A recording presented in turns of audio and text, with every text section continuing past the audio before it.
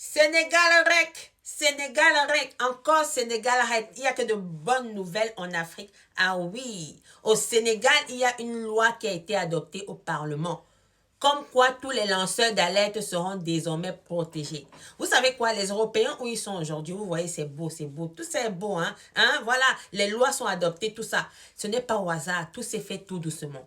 Et nous, les Africains, nous sommes en train de comprendre que nous devons également mettre les choses en place pour que l'Afrique puisse se développer. C'est en changeant les mentalités. Alors, la loi qui a été adoptée au Sénégal aujourd'hui au Parlement sénégalais, c'est une loi qui stipule que tous les lanceurs d'alerte vont désormais être protégés et ils seront rémunérés.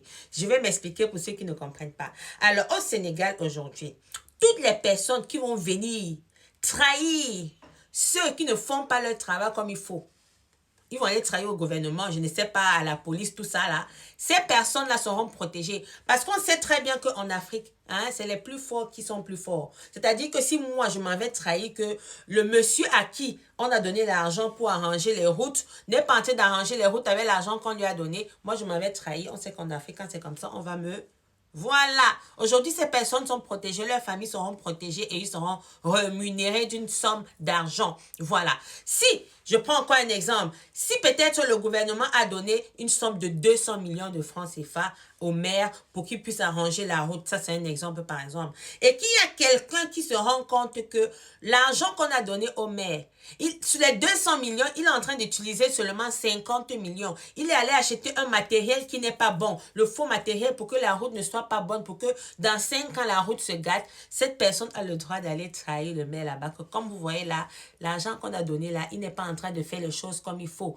Et c'est comme ça que cette personne qui va aller trahir sera protégée. Parce que si on se rend compte que c'est cette personne qui allait trahir au gouvernement, que le maire n'a pas utilisé tout l'argent qu'on lui a donné pour arranger les routes, cette personne sera en danger. Désormais, cette personne sera protégée, sa famille sera protégée et même cette personne sera rémunérée d'une petite somme d'argent. Est-ce que ce n'est pas merveilleux? Là, ça va permettre à ce que la corruption va diminuer au Sénégal. Et partout, même en Afrique, si les autres pays africains adoptent cette loi, ça va permettre à ce que la corruption finisse. C'est-à-dire que celui-là même qui va au travail tous les jours, il n'arrive même pas à faire 7 jours la semaine, 5 jours la semaine pour le travail. Il vient 2 jours, 3 jours, il est au bar avec les femmes. Si quelqu'un est au courant de ça, on peut le trahir.